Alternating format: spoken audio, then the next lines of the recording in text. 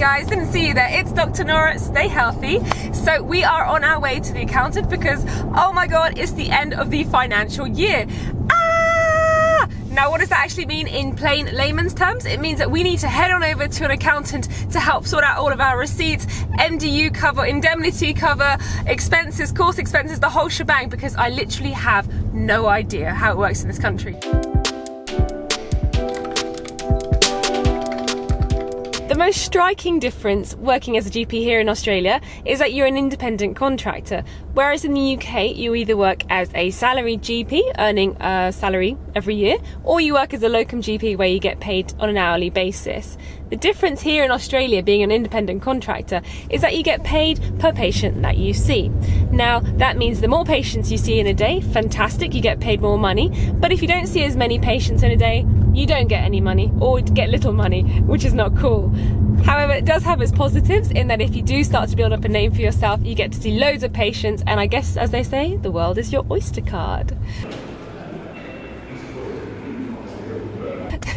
So, with that comes a lot of responsibility, and that responsibility is what is driving me a little bit crazy, is all of the accounts, the books, the receipts, etc. Because you really have to just keep a hold of all your receipts, your car log, your mileage, PSB, PSI, GST, the whole shebang. So I have been very lucky, and I've got my wonderful bookkeeper who has been keeping all of this for me, aka my husband. Hello. G'day, mate. As you can see, he's a man of few words, but he's very good with numbers. Now we are on our way to get some advice from the accountant, and we'll let you know what they say, if they're willing to say anything, I guess, and we'll keep you updated. Boom. I'm actually really late. I really hope they see me.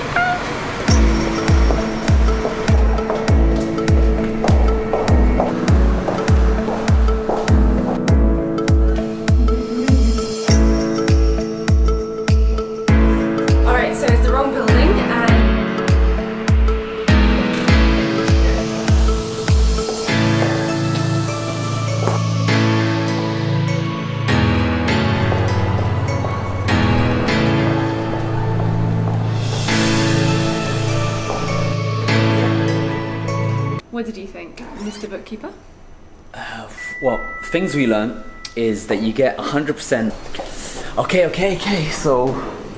Alright, what did you learn? What did we learn? So you get 100% of GST for purchasing the car. Because some of our friends said you don't actually do that. And then there's all these like depreciation tax backs you get for the car, and you get some cool stuff to do with... So what did you learn? So you get 100% of the GST back for purchasing the car, which is actually a relief. It's really good. You also get some extra points for depreciation of the car, and you were saying that over the next 8 years the car's going to depreciate and all this kind of like cool stuff you can get. You get home office use, we're about 20%. Yeah. And he said that was completely reasonable. So things like home internet, I think. Yeah. And things like maybe electricity, that kind of stuff. Laptop perhaps as well. We never purchased a laptop. But if you had. Anything that you purchase under 20k is immediately deductible, which means you get 100% of the expenses back. What that means is, if, for example, you earn 20k and you had 20k's worth of expenses, you pay zero tax. It's brilliant, isn't it? Just a quick update, because I don't think I explained it too well. So expenses isn't free money. All it is, it's subsidized money. If you had $1,000 at the moment in profit, you could either cash out that $1,000, pay the government the tax for it, let's just say it's 50%, give 500 to the government, and 500 goes in your bank account. You can live your life with that, put it in your savings account, buy some groceries, go on dates, have some fun.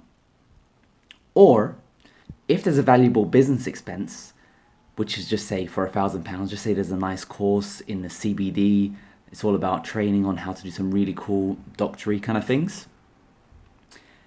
Instead of paying $1,000 for that course, you're essentially paying $500 for that course. Because if you tried cashing out that $1,000 in profit, you'd only get $500 in the bank. So you can buy that course, which is worth $1,000, for $500. So it's not about racking up as much expenses as possible. It's more about, if there is an expense which will be useful for your business, you start to look at the world slightly differently, and you start saying, okay, that expense isn't as costly as it seems to be. So that's where it comes to. So you should only consider buying stuff which will be useful for your business, because in the end, it is actually your money. Just thought I'd just butt in there and just explain it a bit more, because it was a bit confusing at the time. Free money, doesn't make sense. But it's good to get that advice from somebody who's a professional and who's been filing tax returns, for so many years. So I think you can get lost often if you're a new GP to this country who doesn't quite know how the tax system works, and you just need the helping hand. So I think seeing an accountant is fantastic, and just kind of getting the idea, of what's taxable, what's not taxable. Just getting the advice, I think it's really invaluable. And getting reassurance, like things we didn't know, like a joint bank account. Is that going to be a problem? He said that was completely fine. Okay. And for example, if before you came you had to do your RACGP and AHPRA membership before you filed your ABN, you can actually claim that back as well. So that's always a grey area for lots of GPs. What's complicated if you're trying to claim expenses in foreign currencies? Yeah. Also, if you have, for example, investments in other countries, like if you own properties in other countries there, you need to declare that, and it's something, but there's all these complexities. But the cool thing is, like, they were just really, he was a really personable kind of guy. Felt like he was on your side. Yeah. For preparation, I just had an Excel spreadsheet. It was all the income, all the breakdown, all the expenses, everything. all the GST. I also had another folder with all the receipts and all the income receipts. And he was like, great, that's perfect. I'm going to go through the Excel spreadsheet. Yeah. Anything that doesn't make sense, he's going to ask us or remove it. Yeah. I'm happy with that. And anything that we never accounted for example, we never had paying rent for the home in there.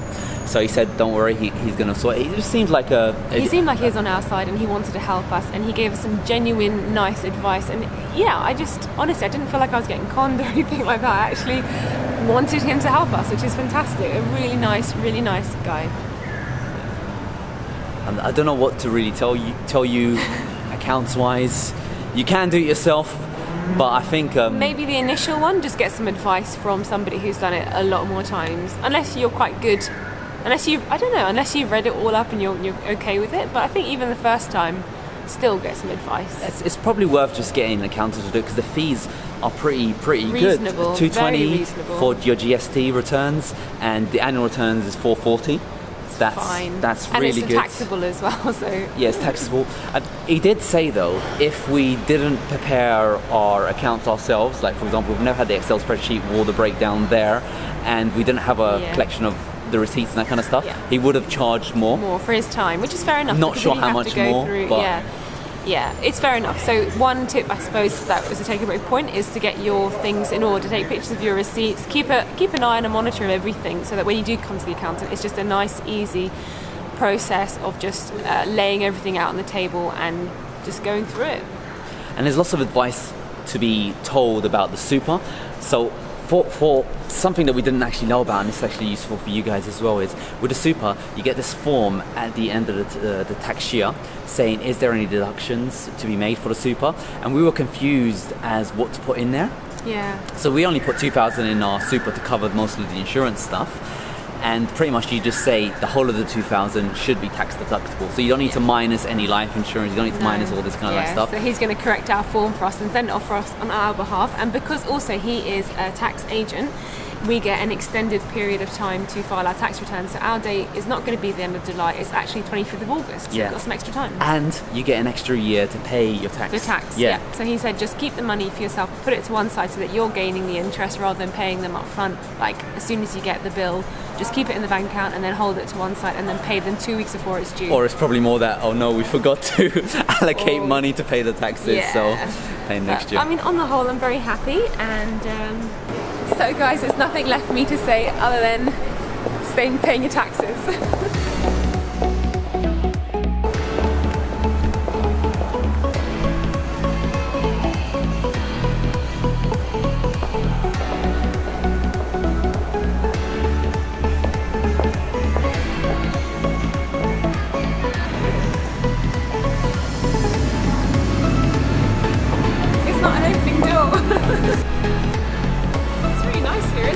Southport next to Australia Fair, and it's actually really nice. There's quite a nice cultural vibe to it. There's lots of Asian food joints and just a nice jovial atmosphere, really different. You wouldn't imagine it in Australia. Like, It's actually really nice. The weather's pleasant. Let's go for a walk.